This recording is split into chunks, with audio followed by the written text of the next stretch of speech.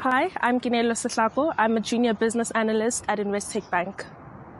What inspired you to pursue a career in the industry that you're doing? So my journey is a bit fragmented because I started off studying computer science. I didn't really find that I fit into that category because it was very technical.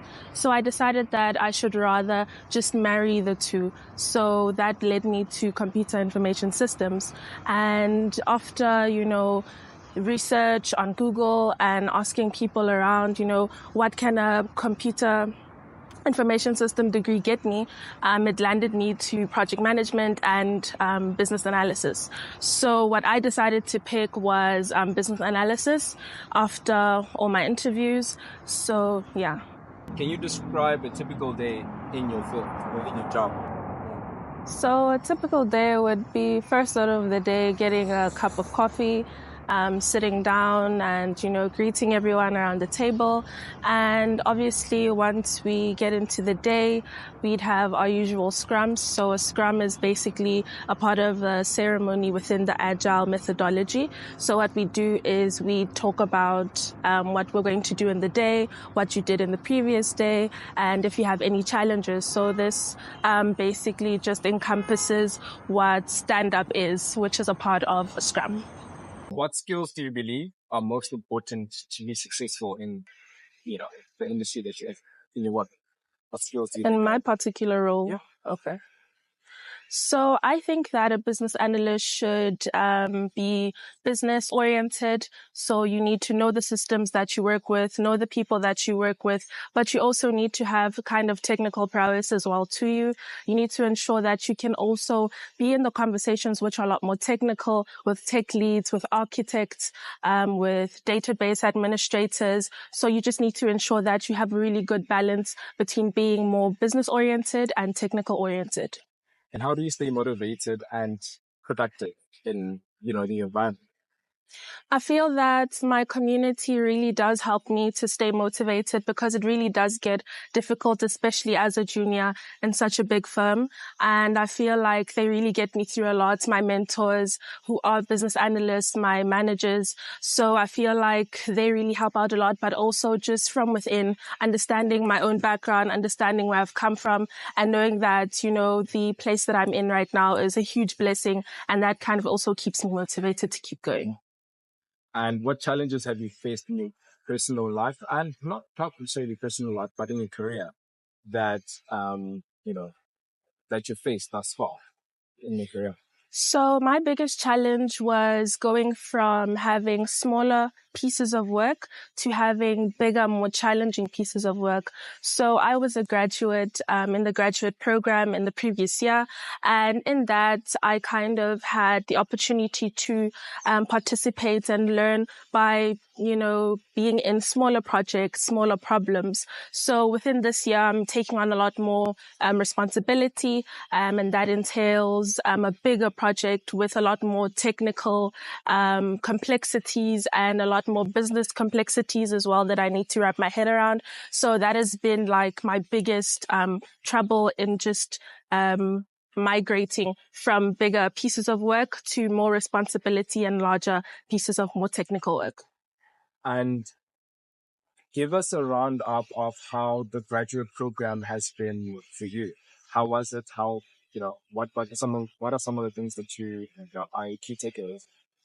Well, my key takeaways are it was such an amazing opportunity that I was blessed with.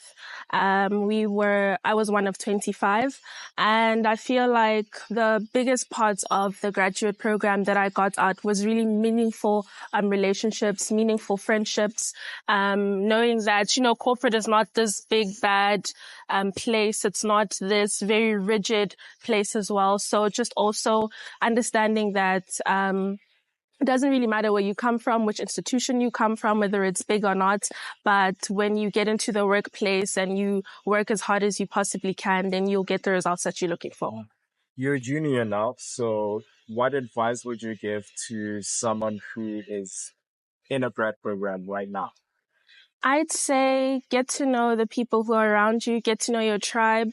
I'd also say that you should put yourself out there, kind of create relationships, meaningful ones within your business area, within your technical area, and also be kind to yourself because it does get really hard, and things such as, imposter syndrome come into play. It doesn't end, it doesn't stop, but all you have to do is just kind of find your guidance and find your peace and your center, and you'll be okay.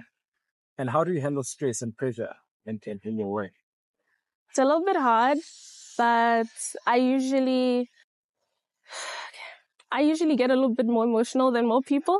So I kind of try to put my emotions together in my little corner, release what I need to release in order for me to go back out there with a smile possibly and do what I have to do. But I also very much lean on my managers and the people around me. So my tribe is very much important to me. Yeah.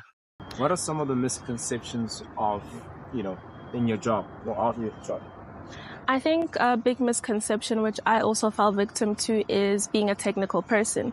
So you don't necessarily have to be into development. You don't have to be a tech oriented person, because you do have the opportunity to also express yourself and also achieve within the business context.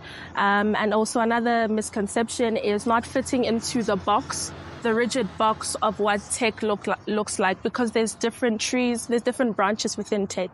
Yeah. And what has been the happiest moment of your career thus far? Sure. Okay. My happiest moment, I feel, is successfully getting through my graduate program. It was a very tough year. It was a year that was filled with a lot of uncertainties, filled with a lot of new things, having to move into a new environment, trying to make friends, and really just trying to get into the work and, migrating from being a graduate and being within the school environment to being in the bigger world.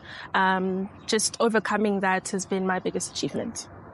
What are some of the options that the market is willing to pay for your job? Some of what? The compensation. Oh, I'm sorry. I can't. Oh. You don't need to speak on yours. You could just give a ballpark. Ballpark? I don't know. I don't want to say. You don't want to say?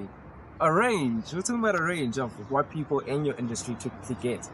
I'll give you the higher one. Yes, absolutely. Okay, so the more experience you have, obviously, then the higher the range. So I know typically you can make some probably in the millions, upper millions, with a lot more experience. Maybe after 5 years, over maybe 10, then you can be properly in the millions per annum. And has this all been worth it? I think it has, because I feel like I have been able to express myself a lot better. Within the professional field, I feel like I have been able to put myself out there, being uncomfortable because I'm not so much out of my shell. I usually like to stay within it. So having to push myself to meet new people, to learn new things, yeah. What are some of the exit strategies that are available in your career? Well, people branch out into different things. Some people will be maybe subject matter experts. Some people would decide maybe to be project managers. Some people would decide to be application owners. So yeah, I think that's just one of the ways to branch out of my field. And last question, are you happy? Okay. I'd say relatively yes. Every day has its own challenge. Every day has, its own high. And I feel like just trying to get a balance between the two and understanding that, not every day is going to be like the last, or not every day is going to be like your most favorite day or a great day. So just understanding that really does help me keep myself at a good, healthy medium to say, yeah, I think I am.